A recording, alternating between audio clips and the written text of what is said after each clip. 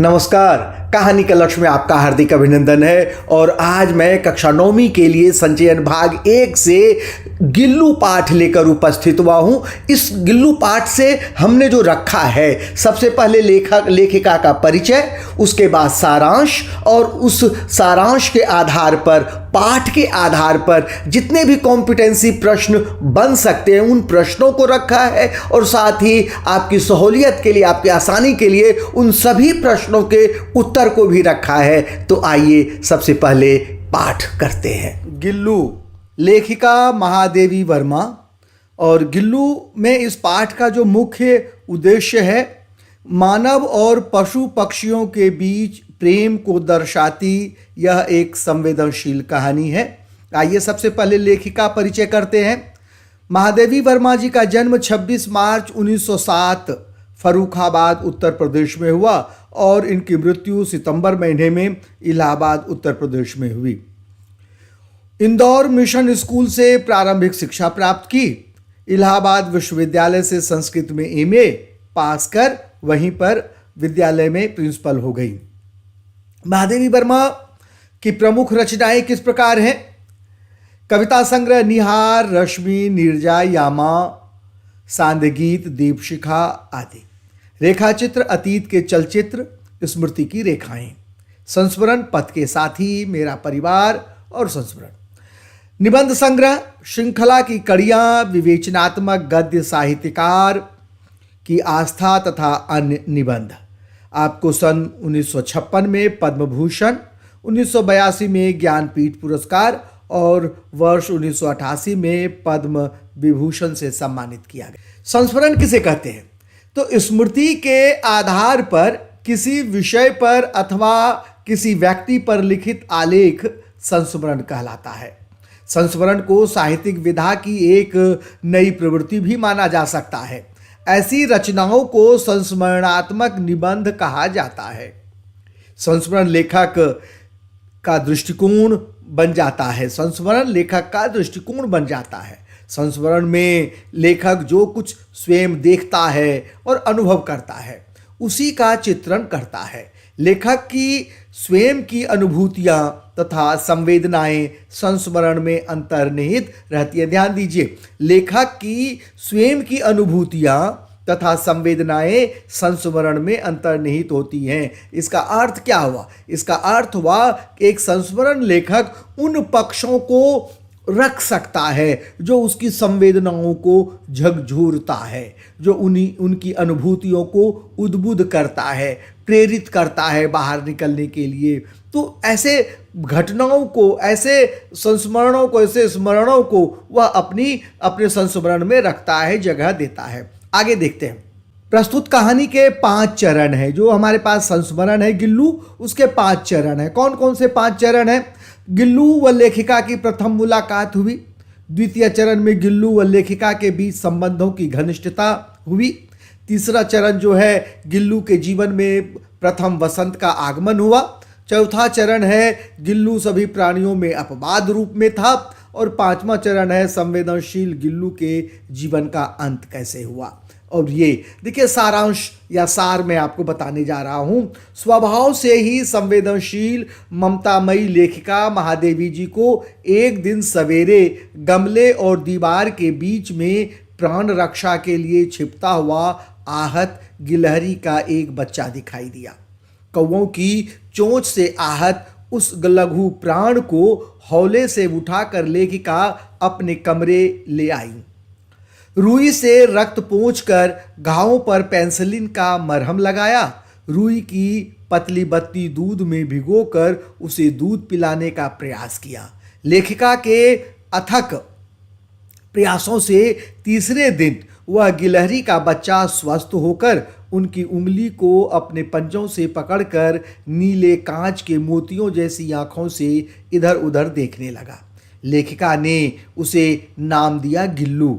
हल्की डलिया में रुई बिछाकर उसका झूलने वाला घर तार से खिड़की पर लटका दिया।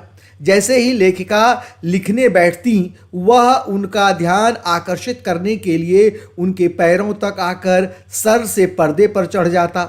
वह तब तक पर्दे पर चढ़ता उतरता रहता जब तक कि लेखिका उसे पकड़कर एक लिफाफे में न रख देती। अगला है कह रहा कि आगे लेखिका के कॉलेज से लौटने पर जैसे ही उसका कमरा खोला जाता वैसे ही जाली के द्वार से भीतर आकर उसके पैरों से सिर और सिर से पैरों तक दौड़ लगाने लगता। लेखिका को अपने सभी पशु पक्षियों से बहुत प्यार था, परंतु गिल्लू को छोड़कर किसी को की भी हिम्मत उनकी थाली में खाने की नहीं हुई। लेखिका ने उसे थाली के पास बैठना सिखाया। वह उनकी थाली के पास बैठकर चावल का एक एक दाना बड़ी सफाई से खाता था। काजू उसे बहुत पसंद था। काजू न मिलने पर अन्य खाद्य पदार्थ वह झूले से नीचे फेंक देता था। मोटर दुर्घटना में आहत लेखिका जब कुछ दिनों के बाद घर पहुंचती तो गिल्लू तकिए के सिरहाने बैठकर अपने नन्हे नन्हे पंजों से उनके सिर के बालों को सहलाता। गिलहरियों के जीवन की अवधि 2 वर्ष से अधिक नहीं होती, अतः गिल्लू की जीवन यात्रा का अंत आ ही गया। अंत की यातना में वह झूले से उतरकर लेखिका के बिस्तर पर आया और अपने ठंडे पंजों से लेखिका की उन्हीं 2 उंगलियों से चिपका पड़ा रहा जिन्हें बचपन के दिनों में उसने पकड़ा था। लेखिका ने हीटर जलाकर उसे उष्णता देने का प्रयास किया, परंतु प्रभात की प्रथम किरण के स्पर्श के साथ ही उसने अपनी जीवन लीला समाप्त कर दी।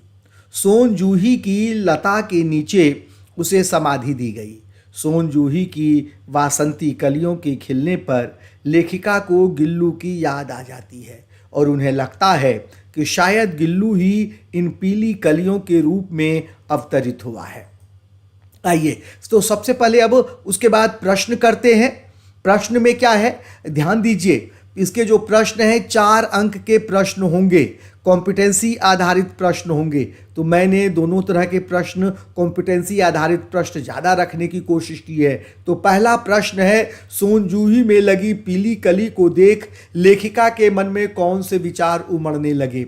सोन जूही की लता में लगी पीली कली को देखकर लेखिका को अनायास ही उस लघुजीव गिल्लू का स्मरण हो आया जिसे सोन जूही की लता सबसे अधिक प्रिय थी।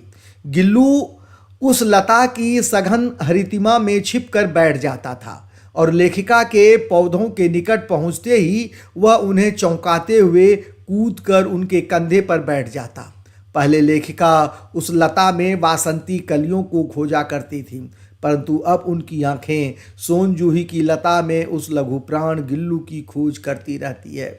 इस प्रकार सोन जूही के पीले पुष्पों को देखकर गिल्लू की यादें ही ताज़ा हो जाती हैं। लेखिका के मानस पटल पर उसके चित्र उभरने लगती हैं। उन्हें ऐसा प्रतीत होता है कि उन पीले पुष्पों के रूप में संभवतः गिल्लू ही पुनः अवतरित होकर आया है। अगला प्रश्न है, पाठ के आधार पर कौवे को एक साथ समादृत और अनादृत प्राणी क्यों कहा गया है। लेखिका ने कौवे को एक साथ ही समादृत और अनादृत विशेषणों से संबोधित किया है क्योंकि कौवा पितृपक्ष में पुरखों के रूप में अन्न ग्रहण करते हैं और अपनी कर्कश वाणी में दूरस्थ प्रियजनों के आने का संदेश सुनाते हैं, इसलिए आदर के पात्र बनते हैं, जबकि सामान्यतः अपने दुर्व्यवहार, कर्कश वाणी, मांसाहारी और स्वार्थी प्रवृत्ति के कारण लोगों के अनादर का पात्र बनते हैं। इसलिए कौवे कभी सम्मानित होते हैं तो कभी अपमानित करके उन्हें उड़ा दिया जाता है।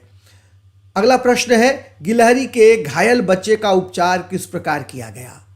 कौवों की चोंच से घायल गिलहरी के बच्चे का उपचार करने के लिए लेखिका उसे हौले से उठाकर अपने कमरे में ले आई।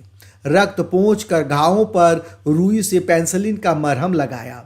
रुई की पतली बत्ती दूध में भिगोकर उसके मुंह में दूध की बूंदें डालने का प्रयास किया, परंतु उसका मुंह खुल नहीं सका और बूंदें दोनों ओर ढुलक गईं।